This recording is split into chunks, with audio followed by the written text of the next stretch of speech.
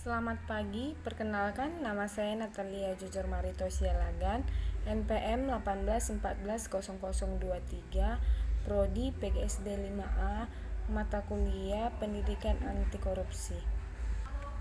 Di sini saya akan menjelaskan tentang langkah-langkah pemberantasan korupsi.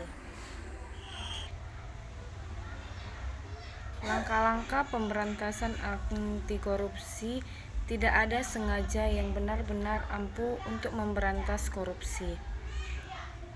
Korupsi seolah telah menjadi budaya yang mendarah daging di Indonesia. Berbagai cara telah dilakukan untuk menghapuskan korupsi hingga ke akar-akarnya. Namun, baik belut para koruptor tetap mampu mencari celah untuk korupsi. Oleh karena itu, dibutuhkan kerjasama dari semua pihak untuk menurunkan angka korupsi. Selanjutnya, cara masyarakat dan pemerintah bekerja sama dalam perang melawan korupsi. Yang pertama, akhiri impunitas. Penegakan hukum yang efektif sangat penting untuk memastikan para koruptor dihukum dan memutuskan siklus impunitas atau kebudayaan dari hukuman atau kerugian.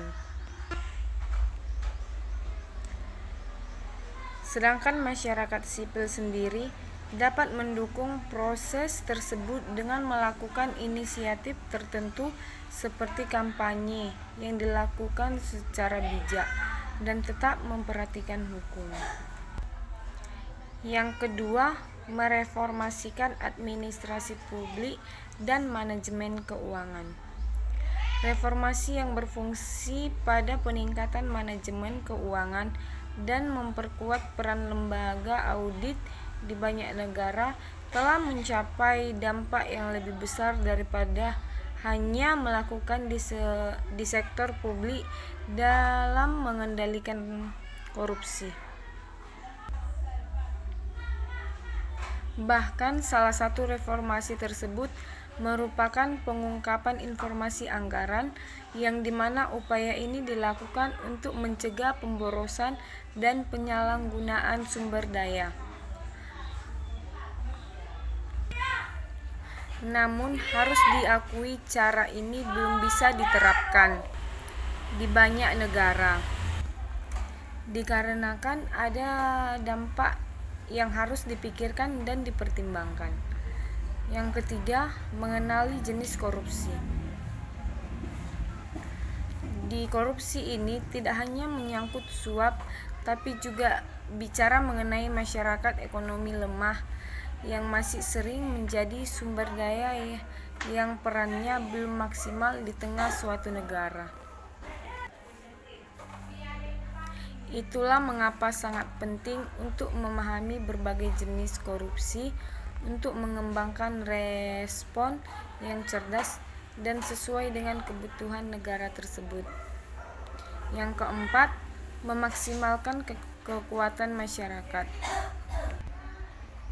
Kontribusi masyarakat di setiap aspek bagian negara yang masih relevan dapat membantu pemerintah. Untuk itu, dalam hal ini sangat perlu untuk melakukan identifikasi prioritas, masalah, dan menemukan solusi. Setiap kontribusi yang diberikan masyarakat akan selalu bermanfaat untuk kemajuan suatu negara, meskipun hanya dapat dilakukan dalam skala kecil. Selanjutnya, menggunakan jalur komunikasi alternatif.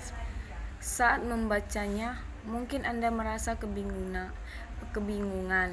Namun, dalam hal ini, kita sedang berbicara tentang bagaimana menyatukan proses formal dan informal, yang dimana berarti Anda dapat melakukan kerjasama dengan pemerintah dan kelompok non-pemerintah atau organisasi untuk mengubah perilaku dan memantau kemajuan.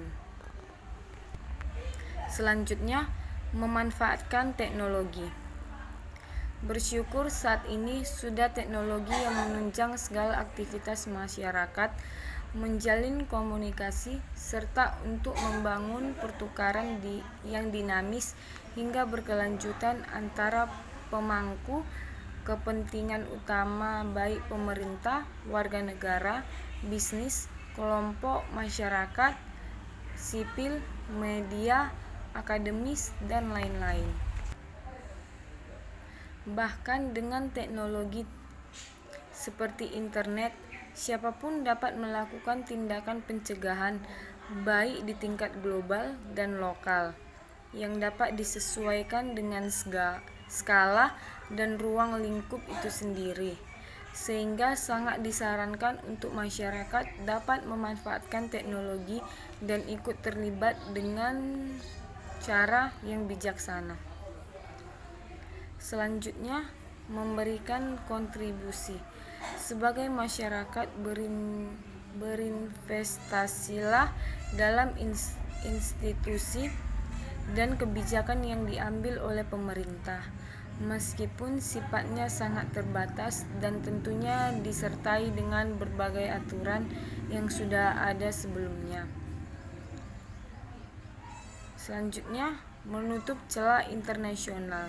Salah satu yang menyebabkan korupsi susah untuk dilacak adalah saat pejabat publik melakukan pencucian uang dan menyembunyikan di negara lain, sehingga sangat perlu bagi pusat keuangan untuk memiliki sistem yang maju dan mampu menghentikan transaksi gelap yang terjadi.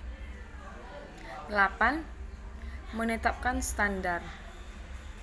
Berbicara soal korupsi, tentunya tidak akan terlepas dari melakukan analisa kekuatan pasar, perilaku, dan sosial.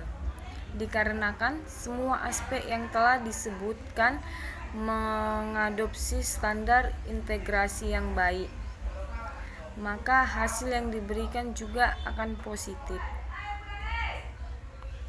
Dan yang terakhir, menetapkan langkah yang tepat.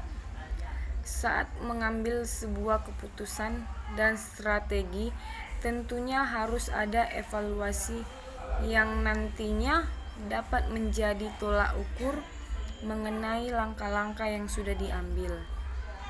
Juga melakukan antisipasi saat situasi di lapangan berubah. Dengan kerjasama dari semua pihak masyarakat, setidaknya kita mampu menurunkan angka korupsi. Demikianlah hasil tugas saya dari langkah-langkah memberantas korupsi. Jika ada kata-kata yang salah, saya mohon maaf, Pak. Terima kasih. Selamat pagi.